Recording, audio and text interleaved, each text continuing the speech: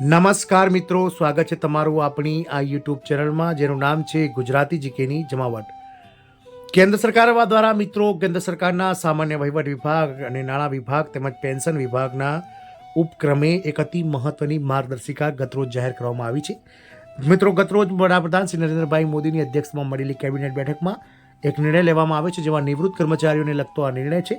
જેમાં હવે નિવૃત્ત કર્મચારીઓ પણ કેન્દ્ર સરકારની જે સેવામાં ફરીથી જોડાઈ શકે છે અને નિવૃત્ત કર્મચારીઓને પણ મિત્રો ફરીથી નોકરી સરકાર આપશે તેવી મિત્રો આ માર્ગદર્શિકા જાહેર કરવામાં આવી છે. જાણીએ વિડીયોમાં વિગતવાર કયા કયા વિભાગો માટે કેન્દ્ર સરકાર દ્વારા એડવાઇઝરી જાહેર કરવામાં આવી છે અને જે નિવૃત્તિ બાદ કર્મચારીઓને કઈ રીતે મિત્રો કયા બેઝ ઉપર આ નિવૃત્ત કર્મચારીઓને નોકરી ફરીથી મળશે તેને લઈ અને વિડીયોમાં વિગતવાર ચર્ચા કરીએ. તો વિડીયોના અંત સુધી તમે બન્યા રહો. જો ચેનલમાં તમે નવા છો તો અમારી ચેનલને તમે લાઇક શેર સબસ્ક્રાઇબ કરી બાજુમાં રહેલું બેલ આઇકન દબાવી દો, જેથી કરીને ચેનલ પર મૂકવામાં આવતા આવા સરકારી કર્મચારી પેન્શનર્સ તેમજ યોજનાઓને લગતા પરિપત્રો અને ભરતીઓ વિશેના ન્યૂઝ તમને સરળતાથી ચેનલના માધ્યમથી ઉપલબ્ધ થઈ જાય.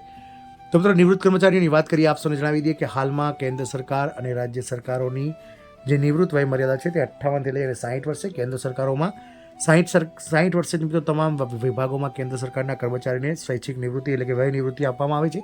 જ્યારે ગુજરાત રાજ્યમાં 58 વર્ષ બાદ વય નિવૃત્તિ આપવામાં આવે છે. વિવિધ રાજ્ય સરકારોમાં પણ 58થી લઈ અને 60 વર્ષનો કાયદો કાર્યરત છે. હવે નિવૃત્ત કર્મચારીઓને પણ કેન્દ્ર સરકાર દ્વારા મોટી જાહેરાત કરવામાં આવી છે, કારણ કે નિવૃત્ત કર્મચારીઓને પણ હવે ફરીથી નોકરી રાખવામાં આવશે.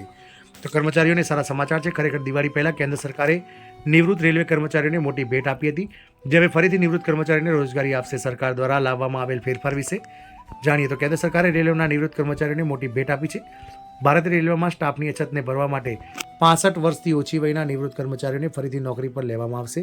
આ યોજના હેઠળ 65 વર્ષથી ઓછી વયના નિવૃત્ત કર્મચારીઓ ટ્રેકમેન અને સુપરવાઇઝરની જગ્યાઓ માટે અરજી કરી શકે છે. આ એક્સટેન્શનના વિકલ્પ સાથે 2 વર્ષ સુધી ચાલશે. રેલવે ઝોનના જનરલ મેનેજરે છેલ્લા 5 વર્ષમાં તેમના કામમાં રેટિંગ અને મેડિકલ ફિટનેસ પર નિર્ભર રહેવું પડશે.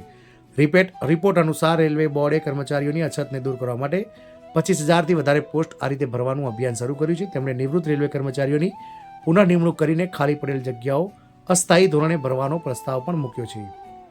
નિવૃત્તિના 5 વર્ષ પહેલાં તમારું સારું રેટિંગ હોવું જરૂરી છે. અરજી કરવા માટે અરજદારની નિવૃત્તિ પહેલાં છેલ્લા 5 વર્ષ માટેના ગોપનીય અહેવાલમાં સારું રેટિંગ હોવું આવશ્યક છે.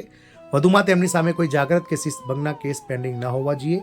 આ હેઠળ નિમણૂક કરાયેલા લોકોને તેમના છેલ્લા પગારમાંથી મૂળભૂત પેન્શન ચૂકવવામાં આવશે. આ સિવાય તેમને મુસાફરી ભથ્થું પણ મળશે, જો કે તેઓને કોઈ વધારાના લાભો અથવા પગાર વધારો મળશે નહીં. રેલવેમાં 10,000થી વધુ જગ્યાઓ ખાલી છે. હાલમાં રિપોર્ટ અનુસાર રેલવે બોર્ડે આ નિર્ણય ટ્રેન અકસ્માતો અને સ્ટાફની અછતને જોતા લીધો છે. એકલા ઉત્તર પશ્ચિમ રેલવેમાં 10,000થી વધુ પદ ખાલી છે, જેના કારણે ટ્રેનો ચલાવવી મુશ્કેલ બની રહી છે.